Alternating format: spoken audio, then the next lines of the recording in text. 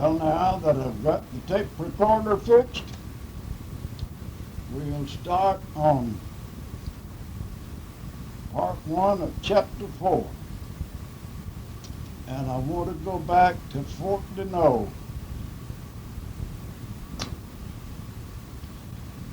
That was one of the hardest decisions of my life, was to make up my mind to sell that place. I spent all them years there and got the grove making a lot of fruit, and to give it up was really something else. But in May, we decided that we would put a price on it and see if it would sell. As soon as my neighbor found out that it was for sale, he went to the Citrus Exchange and made arrangements to mortgage his place to get the money to buy mine. So he got the money, and we went through with the deal. And at that time of the year, I had another new crop of fruit set on the grove, already fertilized, ready to lay it by. So, fruit had been so poor, bringing nothing, till you didn't have no value in an orange grove. So we set the price at a giveaway, $10,000 for 60 acres and a pretty good home, about 20 acres of good grove. So he bought it, and we moved. And as it turned out, that year, fruit went up. They had a freeze in Texas or California somewhere that made a short crop. And the crop of fruit that was on the grove, when the man bought it, brought him $13,000, and he didn't have to make any further investment in it. So he got all the money back that he paid me, and a $3,000 profit on that crop of fruit. Well, hindsight is, you look back and think, my goodness, if I'd have just kept it a few more months, it would have brought money. But anyway, no use to cry over spilt milk. It was gone. But, as I'd said previously, we had got the little store opened in Melbourne.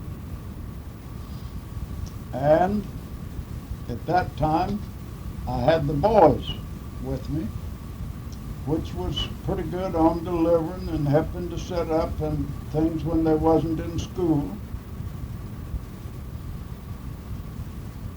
And the store traffic was very slow. So I would take my truck and get out in the daytime and peddle, hunt sales, try to sell something, try to let people know that I had a store, and so on. Very slow process. However, in January of 1950, I entered into a little 6-month contract with a radio station. And they did a little advertising for me, and that began to help a little. And in that contract with the radio station, the electric clock came with it. And that stayed in my stores as long as they was in the family, and now I still have it. And the fluorescent bulb has never gone out, and the clock has never stopped. That makes it now 33 years old.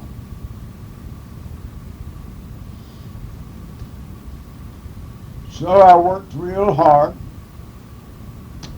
and managed to get a few sales. I think having opened the 4th of December I think by the end of that month, I had sold $1,600, taking in that much cash. And so on we went. And the one thing that has always impressed me all my life, before I opened that store, I'd have a problem of paying my bills. Once in a while, maybe that would you could pay up pretty good, but most of the time you had a problem. From the day I opened that store until now, I have never failed to be able to sit down at the end of the month and write the checks to pay what I owe.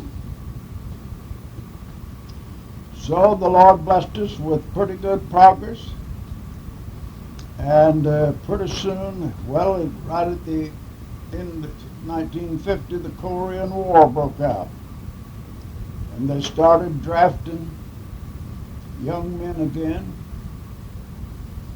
So, in order to keep from getting drafted, Alan and Fred enlisted. Fred in the Navy and Alan in the Air Force. Well, that cut down my help considerably, but nevertheless, that's the way it went. So I took the two smaller boys and did the best I could. Maybe within about a year, I got to where I thought I could put on a man to help me some. And I found a man by the name of Mr. Howard Bainey that would go to work for $35 a week. Well, that was fine. That give him a little something and give me some help. And I never hired a better worker in my life than he turned out to be. I guess he probably stayed with me about maybe 8, 9 years. So we just got along through that year, 1950. And 1951, Suzanne was born.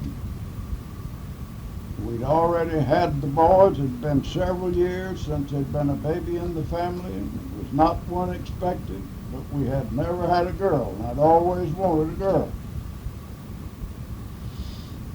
So here came Suzanne in March of 1951.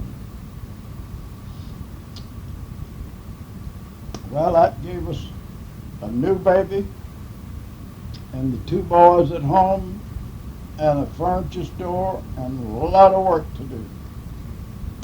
Sometimes when I'd go out on the road peddling, I'd get your mother to stay in the store. And as far as my memory goes, I don't think she ever sold an item of furniture in her life.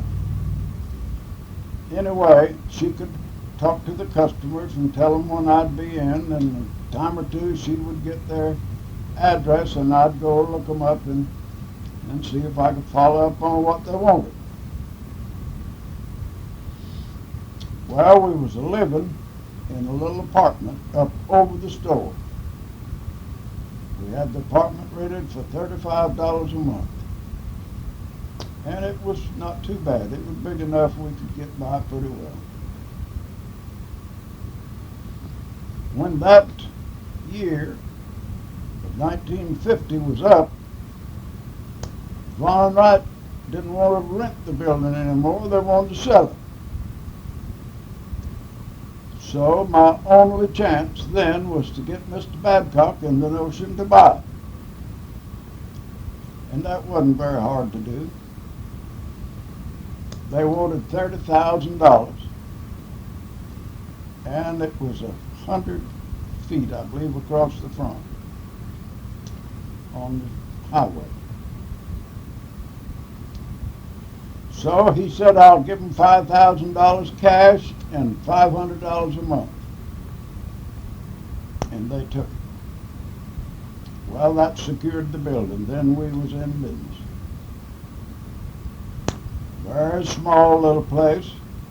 awful hard to work, make this place look like anything. In the first part of 52, we put on an expansion program. Full length to the store and about 30 more feet wider. So that began to give me pretty good little elbow room and could stock a pretty good little bit of furniture. And about that first part of 52, your mother wanted to get out of that apartment, and I thought maybe we had gotten our feet on the ground firm enough that we might could buy something. But I thought we ought to buy something cheap and then build onto it as we made progress. But she found a brand new home up in Loveridge Heights on Indian River for $23,000. It had one previous owner, hadn't been there long. Well, I worked out a deal where I thought I could handle it and bought it. And we moved up there. And I was real proud of the place. It was right, the lawn made right down to the edge of the water on the Indian River. And it was a very desirable location.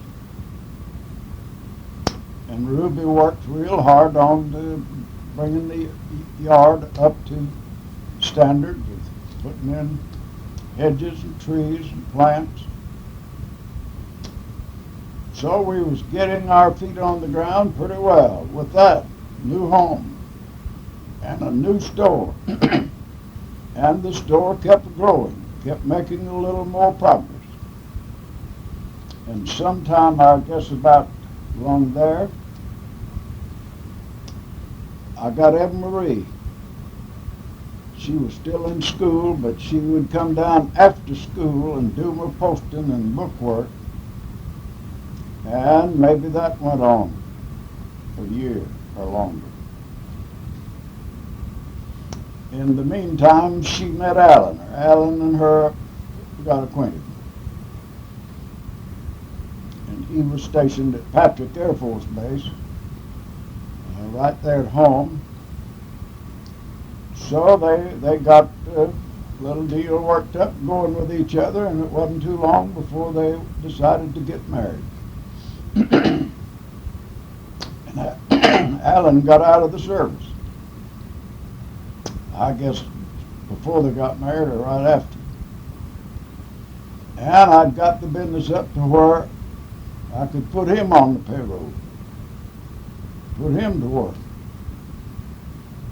So that gave me a little help on my books with Eva Marie, Alan, and Mr. Bainey helping me with the store routes, so on. So we was doing pretty well, progressing right along. And, well, like I said a while ago, Fred, he joined the Navy and he was gone. I think he was gone for the whole 3 or 4 years. But when he come back, I managed to have a place to put him to work, and I put him on the job.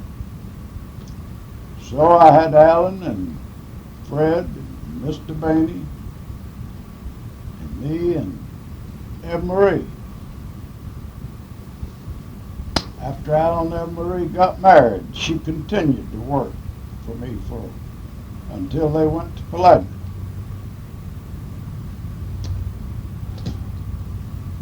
So that kind of brings the story up to, I guess, about somewhere in 52 or the early part of 53.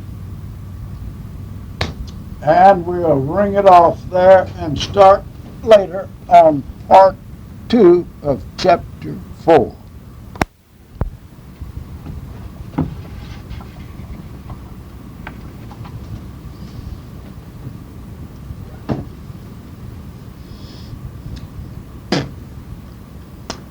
Well, I'll start with the another part 2 of chapter 4. I guess the next big project that I undertaken was to buy the store in Palatka for Alan and Eva Marie. And I went to the bank. Mr. McNaughty ran the bank then. And me and him had always got along very well. Found out what the man wanted for the store at Palatka. Mr. McNaughty said I could get the money. $23,500 to be repaid at $1,000 a month plus the interest. The store at Palatka at that time was taking in about maybe $5,000 or $6,000 a month gross. So that meant that they wouldn't be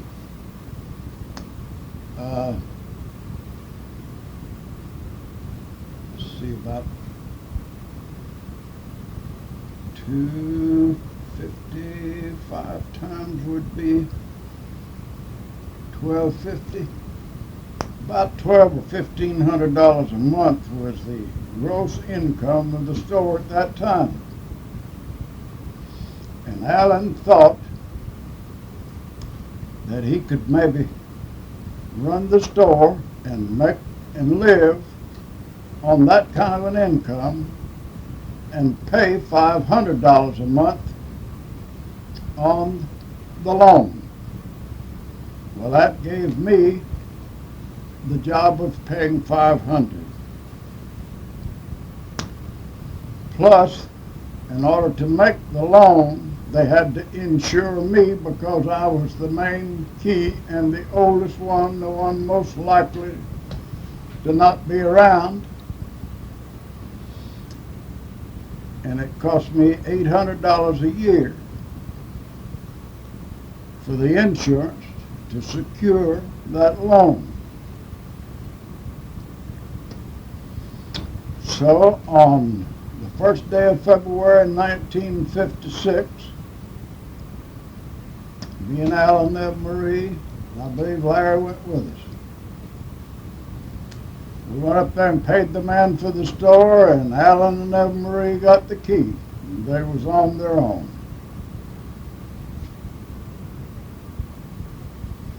Well, of course, we did everything we could do to help them and to encourage them. Then I had to take care of all of my problems, plus that $500, plus the interest every month on that loan. But anyway, I was anxious to help them get set up and get started in a store all of their own.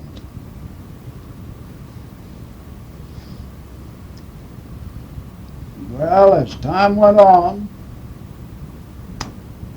it almost looked like several times going to be impossible to succeed. But we never gave up. They didn't give up, and we managed to make the payments. And about the time that I got out from under that load, I found a place up there at La Crosse that I could buy. 150 acres with a little shanty type house on it, and very little fencing. About 50 acres of it was cleared in an old field type of land. The other 100 acres was in heavy hammock, heavy underbrush type condition. Well, I worked out a deal where I thought I could handle it. Went to work on fencing it, and cross fencing, getting it ready for cattle. And I was running back into to Melbourne then. The Melbourne store was the only one we had at that time.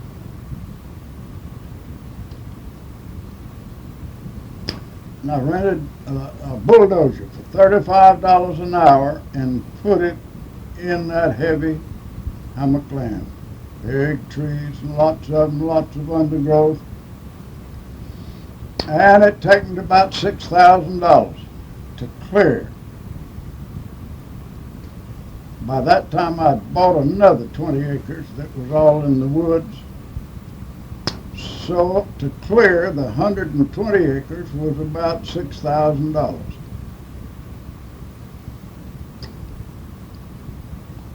Well, I got that done, and the next thing then was to put it in good high state of cultivation and plant it in grass so I could have something for the cows to eat. Well, that all worked successfully along, and it wasn't but a year or a year and a half or something before I began to buy a few cows and put in there. And I got a man that was a neighbor to look after it with very little of his time required. In fact, I didn't pay him but $100 a month, but anyway, he looked after it pretty well for me when I wasn't there, and he did some work. We built all the fences and the cross fences, dug, I believe it was 4 water holes, one in each section of the pasture, so the cattle would have water. When you had plenty of rain, you had water, but if you hit a dry time, you had to have the water hose. So then we decided that we would try to sell the place that we had on the river there in Old Galley, and build that house up there on the ranch and move up there. So we put it on the market. It taken about a year. Had a lot of lookers, but no takers. One day a man come out there and walked around and looked at it and said he'd pay cash for it. So just like that, it sold for cash. Well, I still owed $6,000-7,000 and wasn't getting but about the same thing that I put in it to start with. About $23,000, I believe. Still owed $6,000 or $7,000 on it. Paid that off and taken the rest of that money and went up there and built a real nice, good home on the ranch.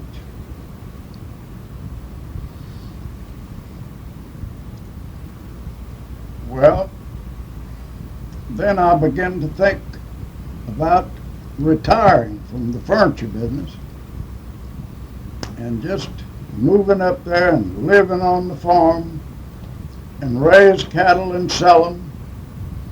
And but I had Bernard in the store at Melbourne by that time, so I made a deal with him to run that store, and I would run the ranch. Well, there was a lot of problems, but we made some success. Rocked along there till about, I think it was 64, and we decided to open another store. Fred had been with the sheriff's department, but I'd managed to get him approved by the company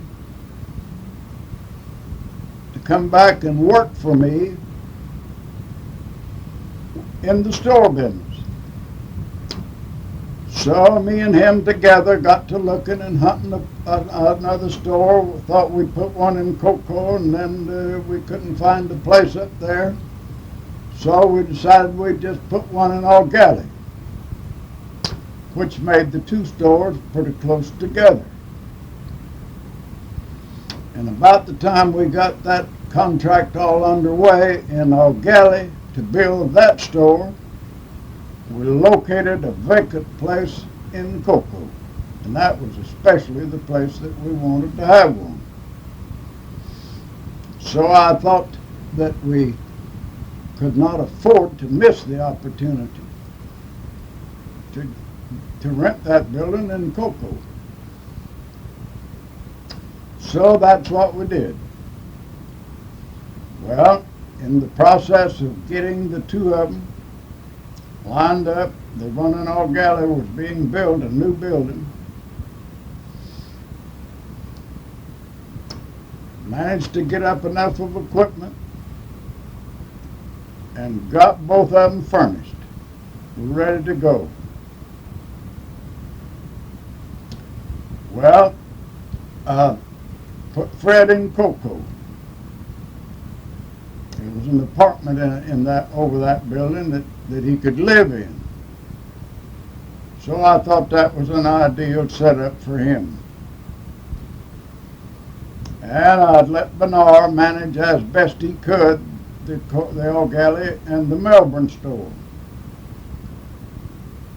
It wasn't very long before I knew that was not going to work. So I came back. I left the ranch, left Ruby and Suzanne up there, came back down there and stayed in that store in Galley for about 6 or 8 months.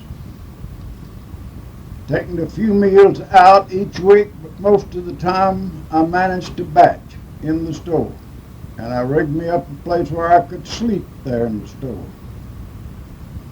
So I went to work to try to pull that store out and put it to paying off. I never worked any harder. It was a 10,000 foot floor space, and nobody to run it but me. Didn't have any help at all. And about the time you'd get slammed across that store with a customer, the telephone would ring. But anyway, I just stayed there and really pushed it. Well, at that time I made a record with the company.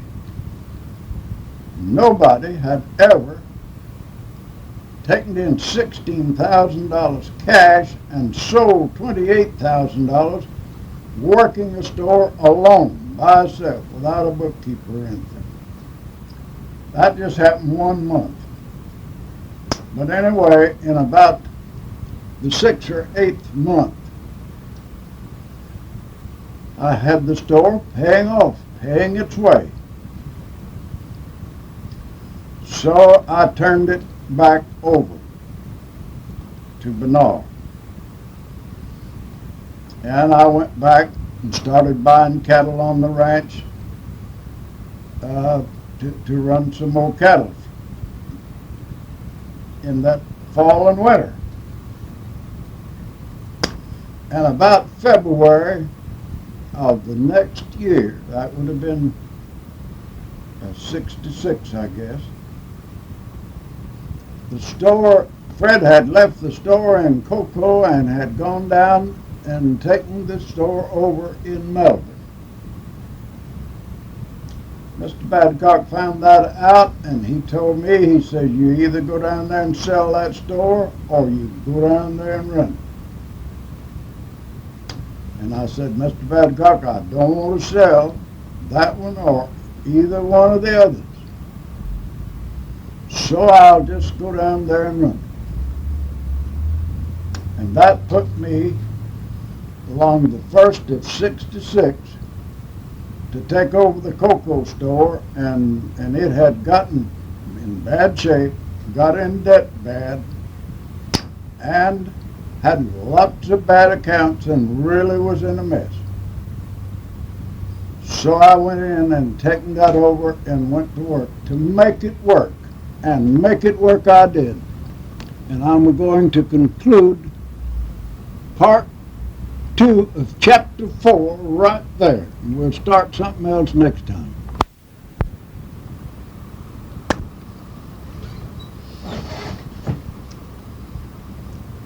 Well, with this, I'm going to start part 1 of chapter 5 with my spiritual experience in life. And I begin by saying that early in childhood, I was concerned and had an inquiring mind about spiritual things.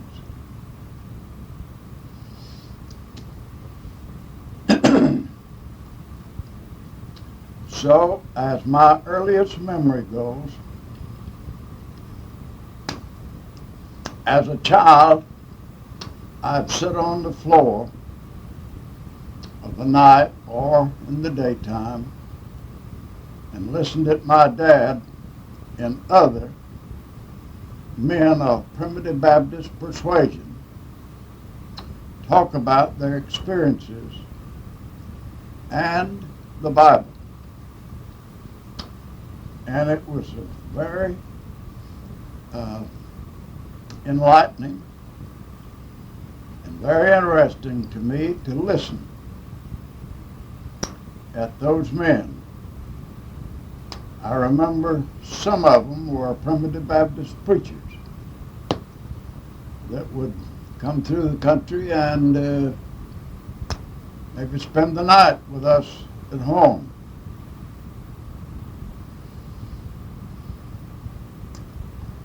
In those days, most of the traveling was done either horseback or horse and buggy or horse and wagon. So they would come and maybe spend a day and night or 2 days and nights, and a large part of their conversations would have to do with spiritual things. So as a child, I readily listened.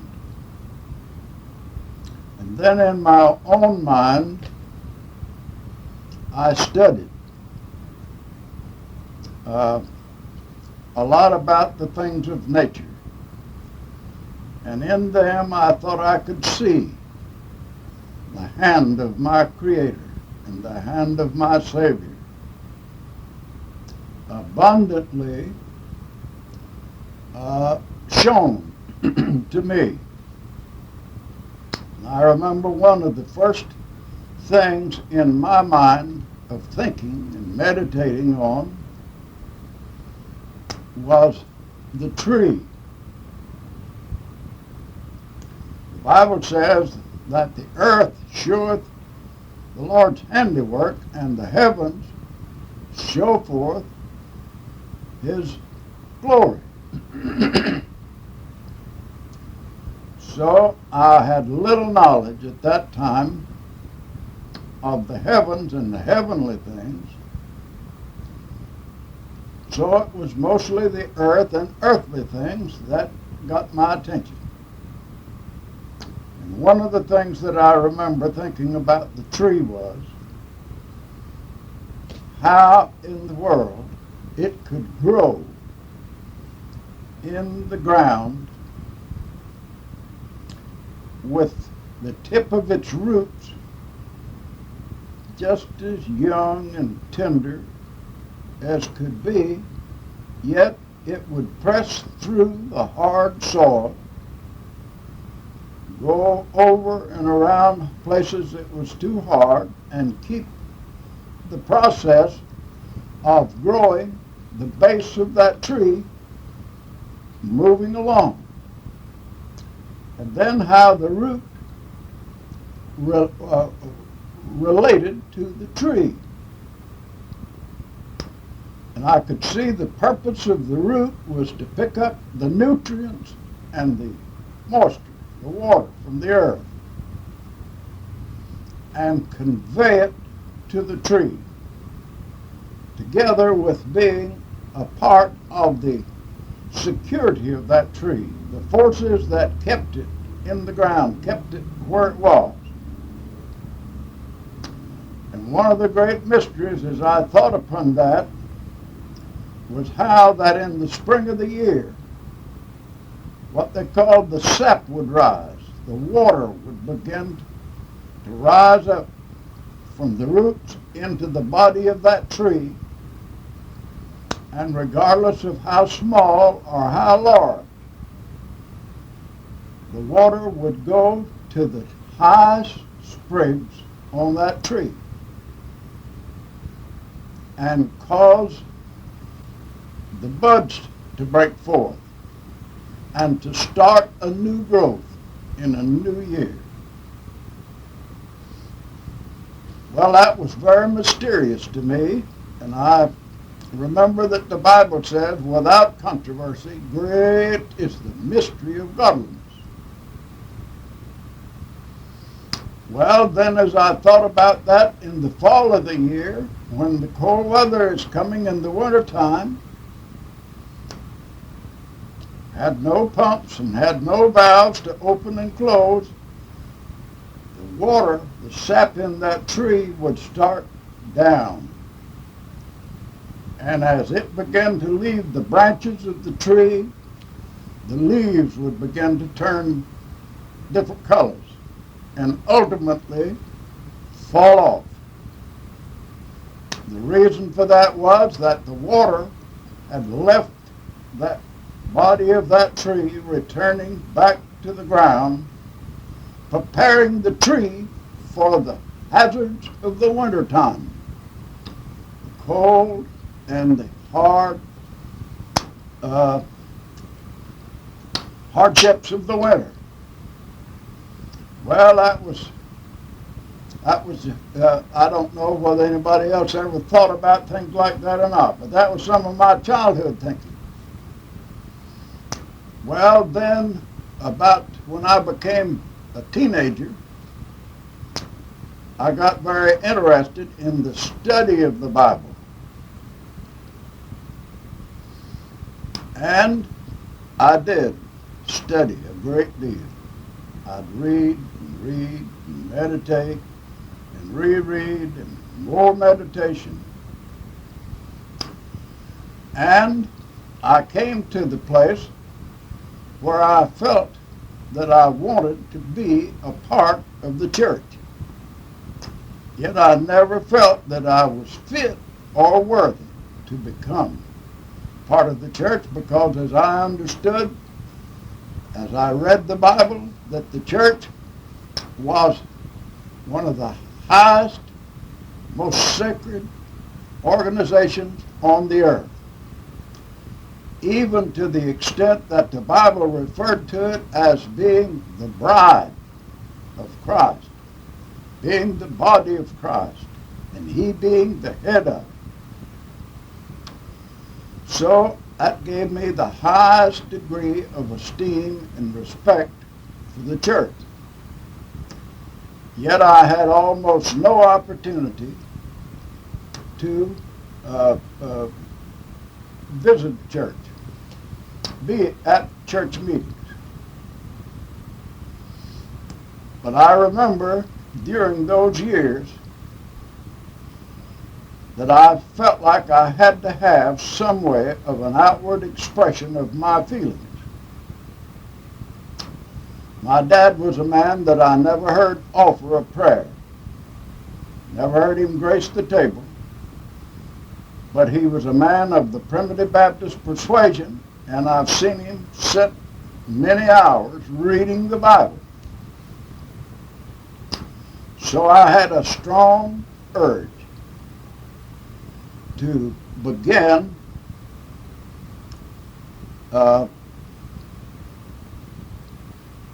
to offer our thanks at the dinner table. I thought I'd seen others do it, and I thought how appropriate it was that when the family sat down together and the food was prepared, that I might hesitate a minute to thank the one who had blessed them with the abundance that was set on the table.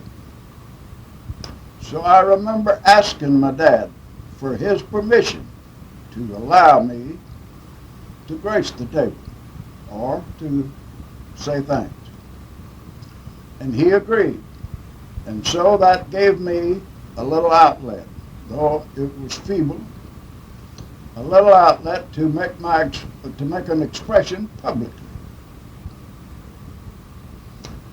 Well, as time went on, I had an uncle that was a missionary Baptist preacher. But he was a very able man and a man that knew the doctrine of grace.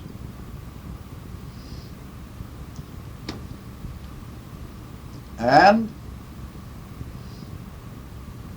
he came to run a revival meeting in about 3 miles of where I lived.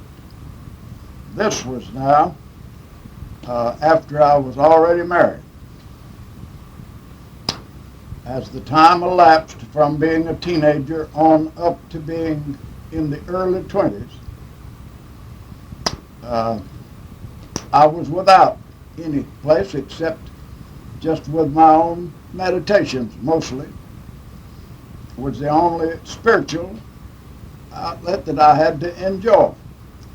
But when this uncle came to run that meeting, I had a strong unction to go and listen at him.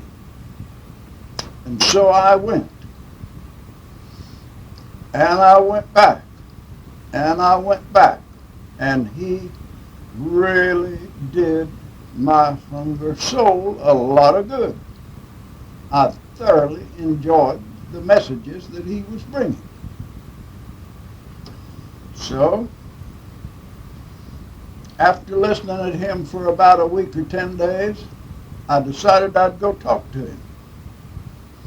He lived about 8 or 10 miles from where I did. And I drove over there one day and found him down in the field. And we went over to a strawberry packing shed. Back in them days, they packed the berries in the field. And there we talked.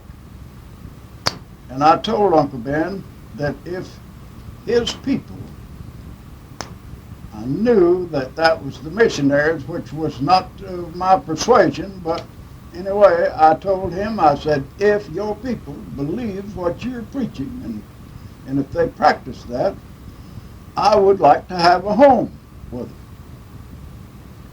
He assured me that they did, and was pleased to hear me express a desire. So, in another day or two, going to his meetings of a night, I felt a strong urge. They had a kind of what they called a testimony meeting. Though I had never spoken in public before and had no experience in spiritual things, I had a deep desire to get up and tell the church how I felt. So I did. And that gave me a little relief. And one of the finest men as I ever knew, when I sat down, put his hand on my shoulder and got up, and he made it talk. And Uncle Ben, when he started the message that night, he said, I had a subject on my mind, but he says, since they have sang this song, How Beautiful Heaven Must Be, I shall use that as my text. And I thought he went as far down the streets of gold in Glory World that night as I'd ever heard a man go. And I traveled along with him weekly. So when the meeting was over and time to open the doors of the church, I joined. In a few days, well, I believe the next night, Ruby joined. And there was another man and his wife joined in that meeting, and that was all that did join. In a few days, we had the baptizing. And we was baptized. They immediately began to talk about my gift in the ministry. They thought they could see a gift and that they thought it should be exercised, and they began to tell me these things. My Lord, I thought there's no way in the world that poor dumb me could ever do a thing like that. So, I found myself a member of the missionary church in Mulberry. And Alan and Fred, I believe, with the two children then, me and Ruby and the two children went there about every Sunday for church. Enjoyed it very much.